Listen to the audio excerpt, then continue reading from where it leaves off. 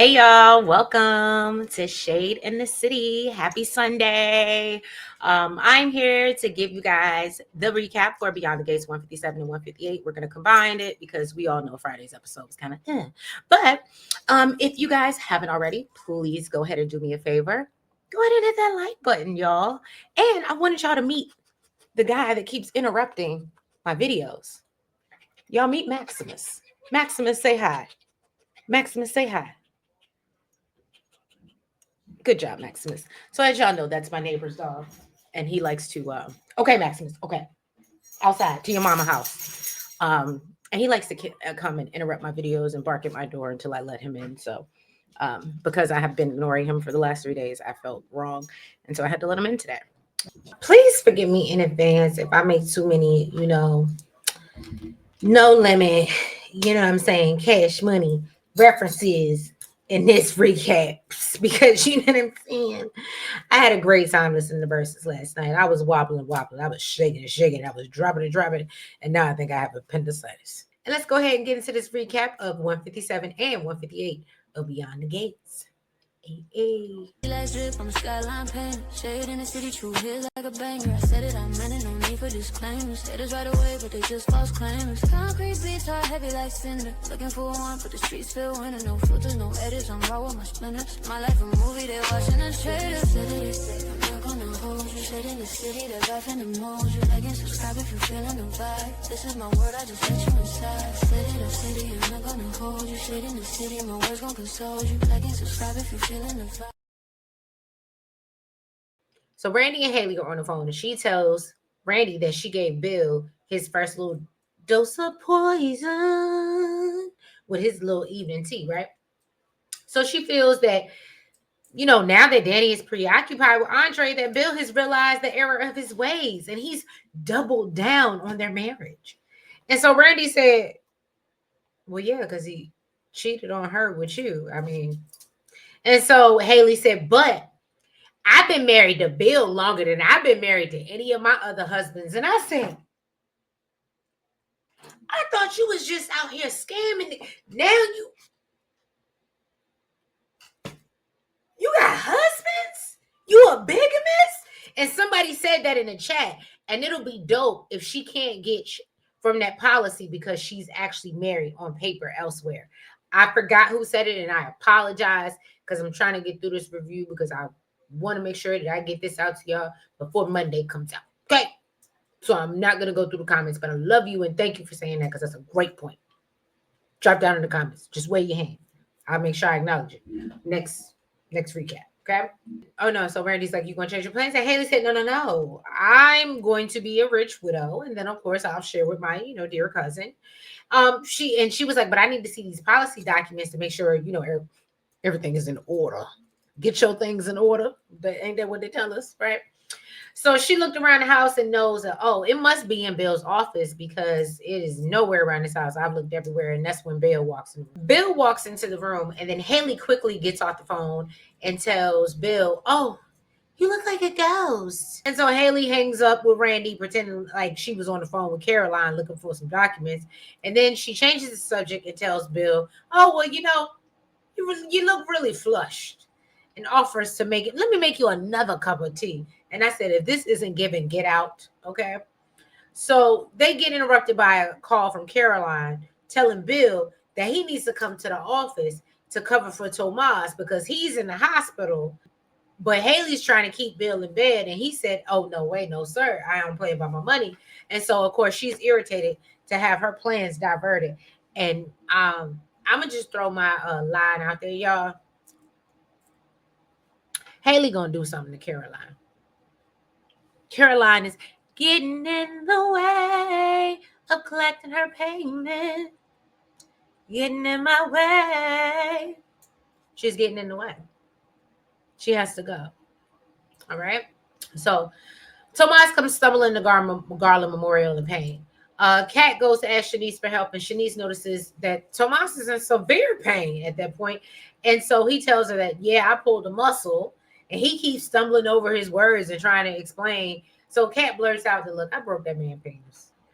Coochie don't fail me now. Hey, I got to turn this brother out so he don't want nobody else but me and only me. Hey, Coochie, don't fail me now.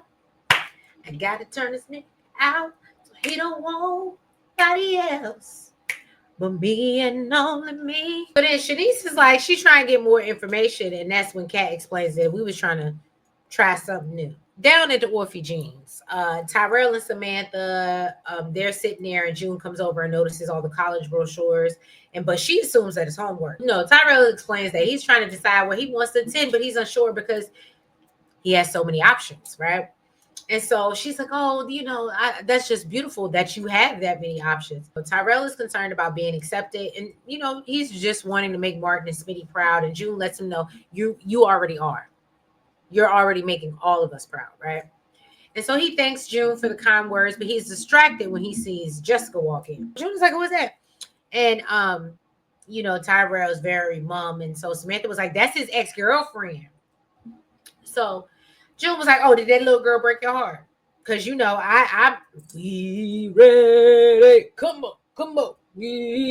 I'm a June type of mom, even though, well, no, I'm not. Let me take that back. I'm not a June type of mom. No. I didn't mean to say that. I mean, like, in as far as my son, but yeah. No, I ain't a June type of mom. She goes over to take the baby girl order, okay? And she comes back and she lets him know that, yeah, she's a sweet girl. And you need to go talk to her. Maybe she might forgive your ass. And, so finally they convince him that, yeah, you need to handle your business, partner. And I thought that was cute to see Samantha and June ganging up on Tyrell. I did think that was cute. Then we see him go talk to Jessica. She's a little bit more welcoming than the last time they ran into each other. June expresses how grateful she is that, Martin and Smitty found Samantha and where they are, and just to see them growing and thriving, right?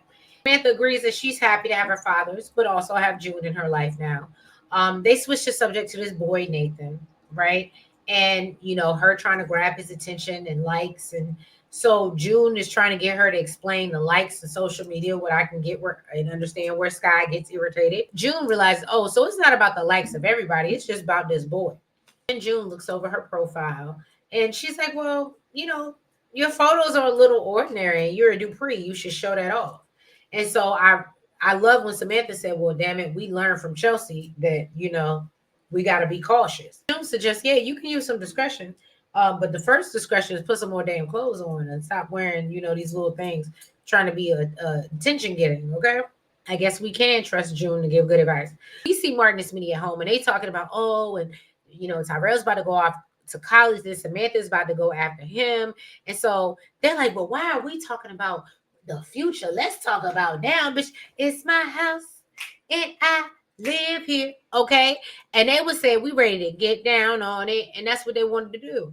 So Martin starts talking about how, beautiful the ceremony was, but hates that Nicole ran out afterwards. And Smitty was like, oh, so did you have a chance to talk to your mama?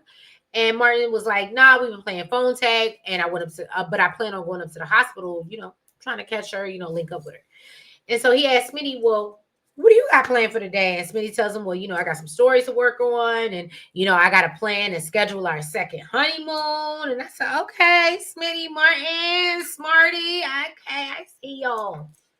And so Martin tells him, we'll add lunch with the Grands to the list.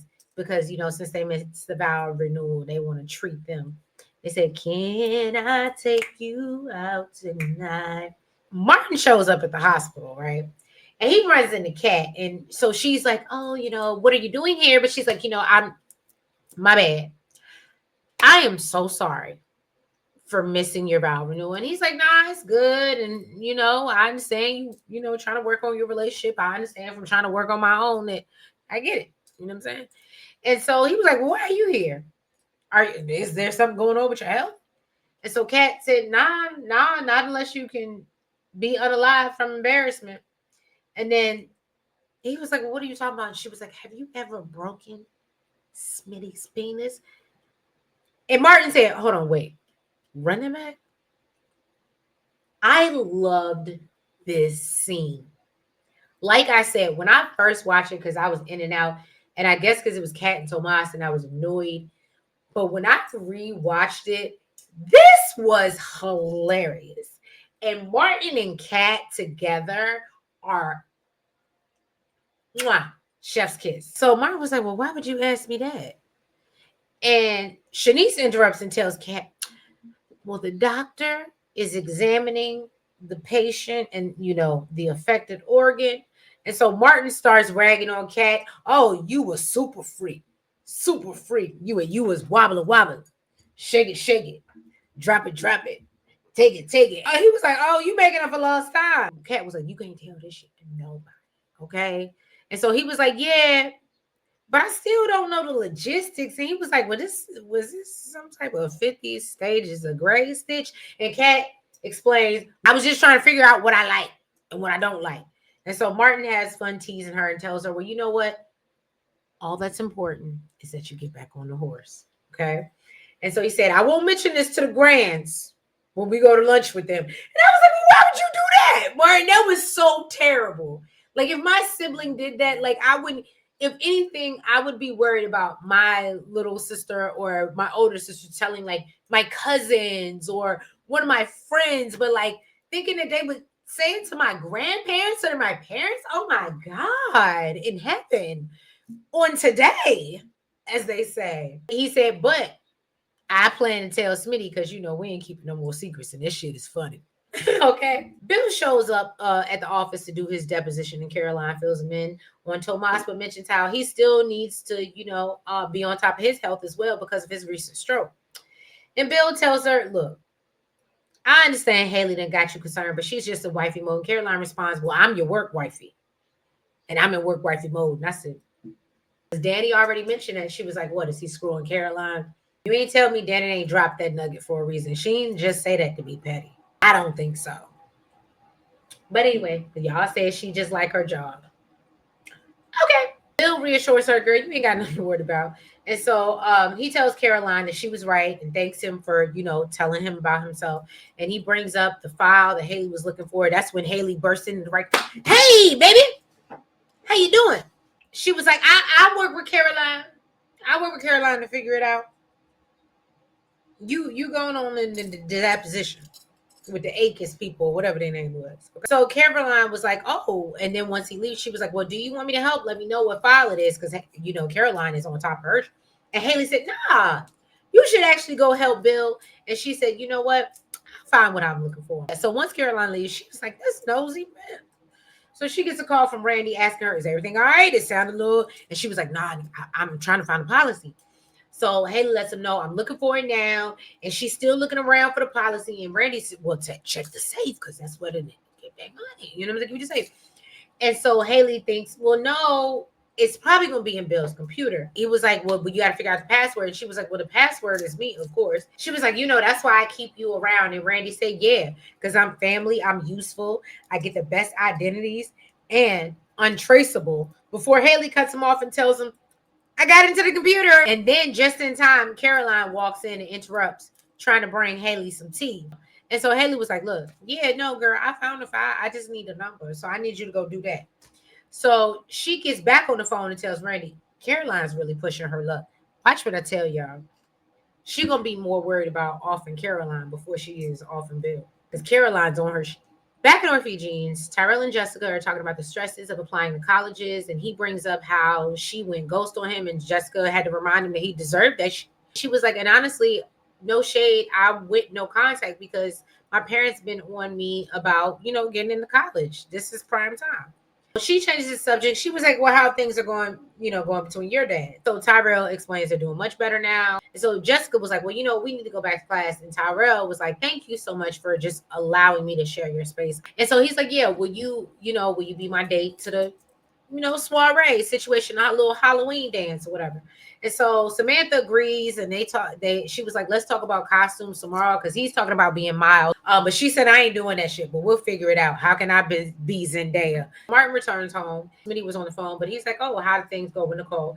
And Martin explains that, she was in with the patient, but he had Laura put him on schedule for lunch. So he is going to make it a point to talk to his mother, which I love. And so Smitty lets him know that, well, look, I've been working and there's a story I might be interested in. Martin tells him, well, you know what? I got a story for you as well. Let me tell you this.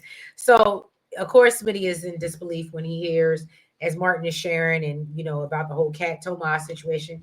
Smitty's like, well, I want to have as much fun as Cat had before we go to lunch with the grand. So they decide ain't nothing to it but to do it. Cat, she pacing back and forth around the Garland Memorial. And Shanice's like, girl, sit down, chill out, okay? So Kat asked her, well, have you ever seen anything like this? Like, do you, is Shanice a short sir? Girl, he gonna be fine. It ain't got no bones. It's okay. You'll be all right, girl. So Kat worries, well, what if he don't want to fool with me no more? I mean, when they say break you off, I ain't mean to break him off. You know what I mean? Shanice said, girl, don't worry about it. Y'all be good. Give him that ice pack. And so Tomas comes out and he reassures her, you break, you buy. You break, you buy. Lifetime guarantee. Kat apologizes for her eagerness and trying to spice things up. And Shanice gives them, Tomas release papers and reminds them that they need to wait 5 to 7 days before getting freaky. Then Tyrell goes back to the table with June and Samantha and say, oh, Jessica agreed to go to the Halloween dance with me. And so Samantha decided that Nathan liked all of her pictures and he told her he wants to meet up the next day. And that's when we're going to see her being sassy ass Samantha Richardson Smith. Woo! I love when Smitty called her name out like a good black mama. It was everything. She's hopeful both her and Tyrell are going to have, dates to the dance. Back at Bill's office, Haley tells Randy that she's laid eyes on a policy and it's like 10 mil, okay? So Haley is complaining about Caroline continuing to interrupt her attempt to kill Bill, right? And so Randy reminds her that, look, well, you have time now that Bill is off of Danny. And Haley suggests, maybe we should speed things up.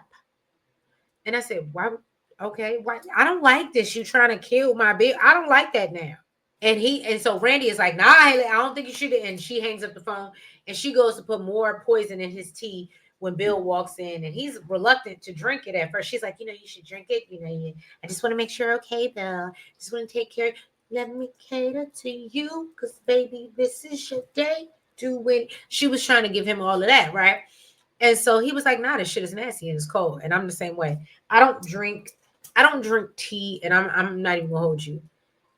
I will drink like a sweet iced tea, but I do not drink tea or coffee cold. And this is no offense to anybody. I just think it's weird. I think it's weird.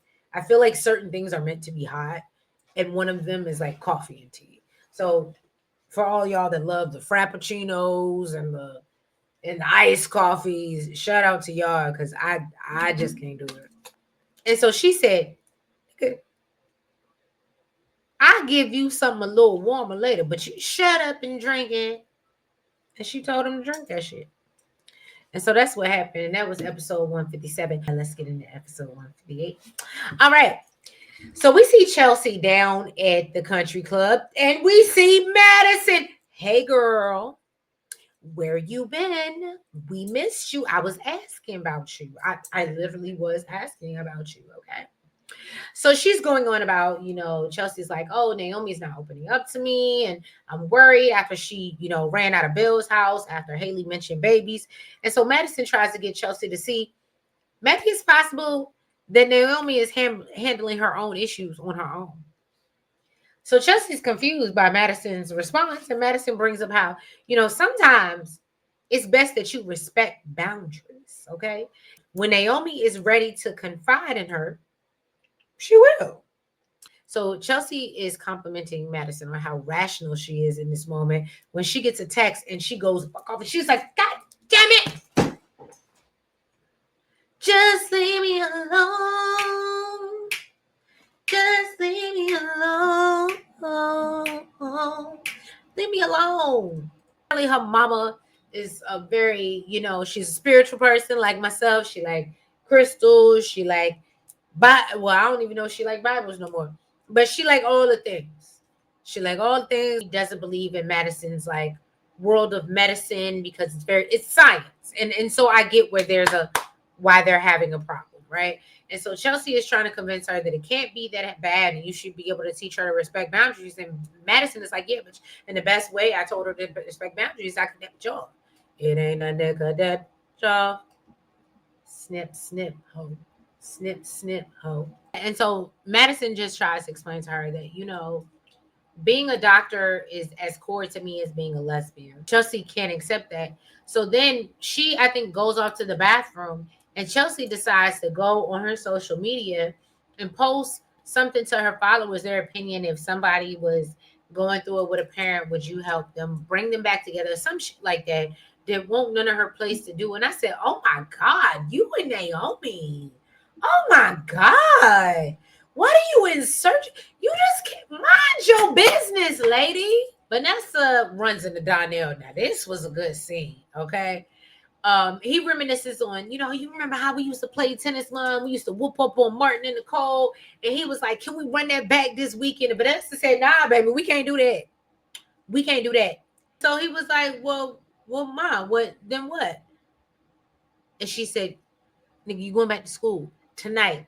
And so Darnell's like, no, I was thinking I was going to take a micro retirement and, I plan to recharge and then go back to school. But I said, nah, nigga, absolutely not. She was like, you know what, the best thing and this is the part where I was like, Vanessa, you a cold ass. I ain't even gonna hold you. You cold. When she sat there and she looked at her son and she guilt tripped him into going back to school to be there for his sister just so she could go back and play with this man. I said, damn.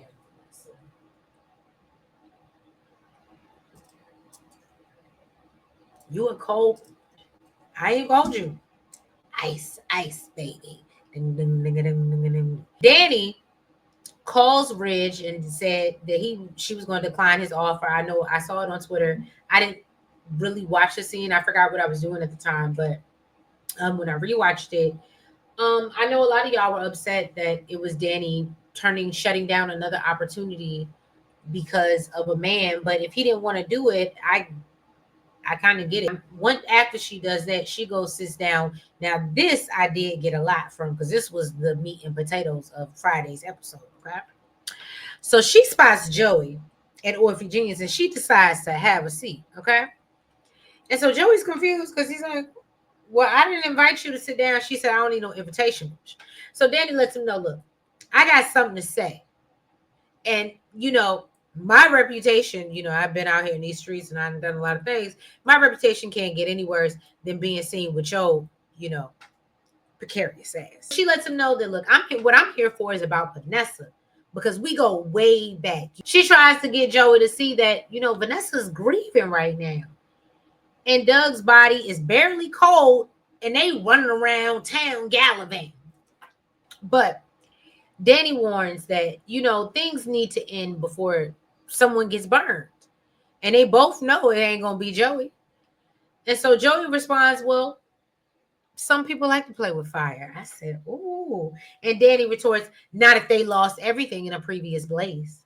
The back and forth banter was giving me everything I needed.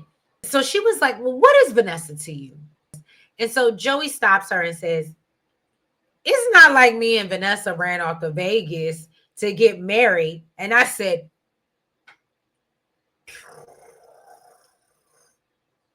Danny, shots fired. Danny said, you thought that this one. Well, thank you for your belated congratulations on my marriage. It says, I didn't even know you cared like that. And Joey said, well, nothing warms my heart like watching privileged people make impulsive decisions. I said, please put Joey and Danny together. This it's fiery. It's almost like Nicole and Bill, and I hate it. I hate it because I hate it when people said it, but I saw it. I absolutely saw it. And I see it with Danny and Joey. He got it with Vanessa too. Don't get me wrong. But that adversarial, sexy, passionate. So Danny said, nothing warms my heart more than to see you desperate for acceptance from the people you claim you disdain.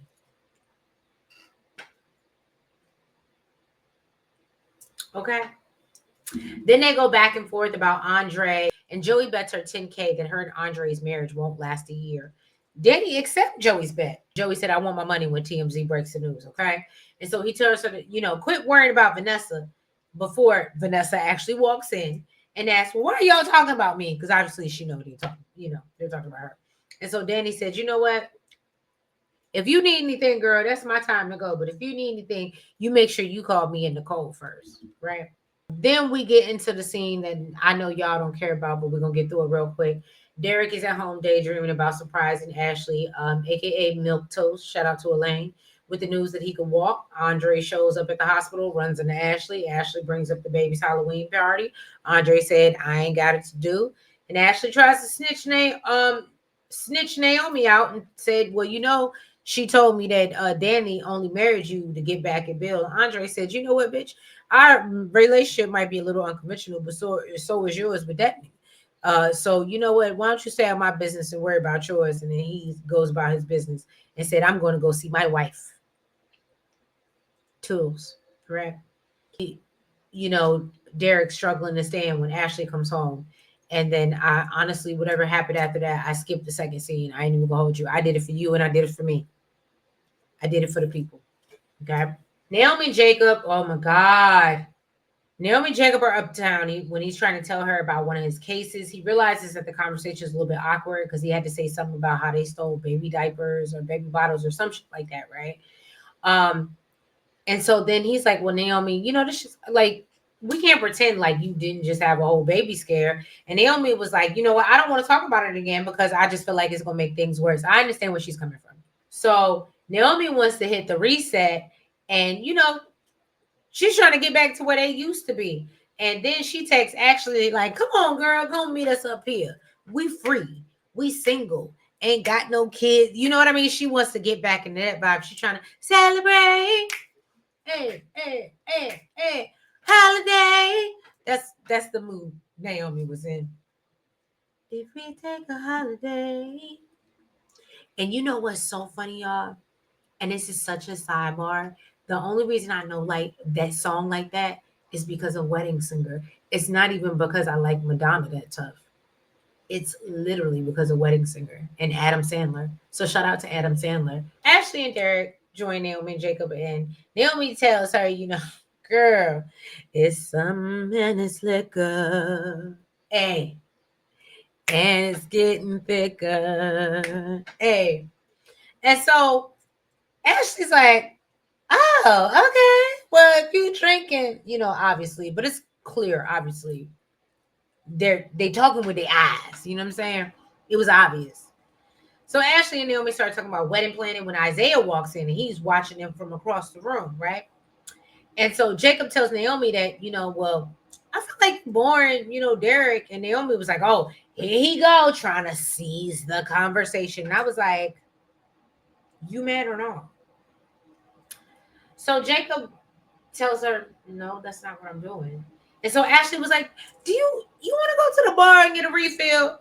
And so Naomi's like, "Yes, gladly." And I was like, "No, Ashley, that's when you was like, maybe we should just wrap this up and you should go home and talk to your husband." So Ashley's like, "What's going on?" And Naomi tells her the blood test came back negative, but Jacob was crushed. And so Naomi says she realizes that Jacob was hoping that he could change her mind. So back at the table, Jacob asked Derek, "Well, did you tell Ashley about, you being able to kind of move your legs?" And so Derek said, "You know what? No, I didn't. But you know what? There's this app. There's this app, right? And I love this. This is, I ain't even gonna hold you. This is the best line that they've written for Derek that he's ever delivered, like on par. Jacob asked Derek if he told Ashley, and Derek tells him, "You know what? There's this app you should download. It helps with relaxation and minding your business." I love that. Derek, you have arrived. You have arrived for me. If you keep coming with little quick, smarty little shit, I can take your no emotions. Because that was good. That was good. That was good. Whoever, and he delivered it in a way like he emote. I guess maybe because that was the first time we seen him emote, and like he was like, "Mind your business," but like I loved it. Great job, Derek. And I've never said that. And it's episode 158. Shout out to you, Derek. You finally get your round of applause. I ain't gonna do that for you, but you know what I'm saying. So Derek asked him about, what's going on between him and Naomi. And Jacob tells him, with the pregnancy scare, and that's jacked things up. And so Derek rubs it in his face. So look what being honest got you. See what happens when you was honest, but you was telling me to be honest. You know what I'm saying? Naomi is like drunk. She talking about how she want to have a carefree night, no responsibilities. She want to be out here like, na na na na. Hey, make her say, what, na na na na, what? Like she a no limit soldier out here. You know what I'm saying? So then she's like, oh, and if you have a deal breaker issue, it doesn't matter because you're stuck, like me. I said, God damn, Naomi. Tell somebody you don't want to be with them without telling them you don't want to be with them. So Ashley suggests maybe we should go to the restroom, baby. And so Naomi is like, oh, y'all treat me like y'all treat my mama when she's gone off the edge. And so she's like, I'm just going to go to the bathroom, splash water on my face. And then as she's stumbling out, she runs into Isaiah and he catches her and said, I got you. So then Andre comes home and, Danny is thanking him for being who he is and tells him that, she turned down the deal with the Foresters. And so she was like, I felt like, I pushed you away since you didn't give me an answer. And she brings up their vows and she wanted to honor. And I said, okay, girl, Andre's wishes because, she wants to make it to their first anniversary. I bet you do. And then they talk about how, the haters said they wouldn't last a week, and here they are at 2. Back at the country club, Madison and Chelsea are still talking about her mom and how she's a danger to common sense, and the mother called her a brainwashed corporate puppet. So Madison went no contact. Chelsea is like, well, is that what you really want? And Madison says, I expected that this version of her is the person that I knew is gone forever. Who she is now, I don't know her. So then Chelsea sees the responses from her followers, but Chelsea decides she's gonna go in and do it anyway because she is Naomi's sister and she don't know how to mind her business. And that's one thing that they do. That's what they do. That's what they do. I can't say it Christmas because it ain't Christmas yet, but I'm just saying. Vanessa, back at the casino, Vanessa tells Joey that she sent Donnell back to school. She said, look, he went back because, but I was going to do that even before I asked you to, be your partner. And so she believes that, I've shown and proved I'm willing to do what it takes. So Joey tells her, well, it's going to be a lot different than your life beyond the gates. And Vanessa said, well, you know what? Maybe I can be a bridge between the two worlds, between the casino and behind the gates. I said, okay, Vanessa, I'll pick up what you putting down. Then she invites him back to her place. And Joey said, no. Doug's old house, the house that he paid for. And Vanessa said, look, now that I'm living alone on my own, once again, she said, now I'm in this house by myself again. I hope your presence will exercise the place because I just feel Doug all over. And so she tells him, you know what? We can't do it in the master bedroom, but we can do it in the guest suite because, I'm not ready for that yet. To do it where me and Doug used to lay our head. And then we see Jacob see Isaiah, who catches Naomi's fall, obviously. And he greets his brother, and Isaiah tells him, oh, well, I had to catch what you couldn't hold down. And that was the episode. That was the end of the episode of Friday's episode 158. If you haven't already, please make sure that you hit the like button. Make sure that you comment. Make sure you subscribe and make sure you hit the notification bell. Make sure you're following us on all the platforms. That's TikTok, Twitter, Facebook, IG, and the Lemonade. And I love y'all. I will catch y'all tomorrow for episode 159. Y'all have a good week. Be blessed. Bye-bye.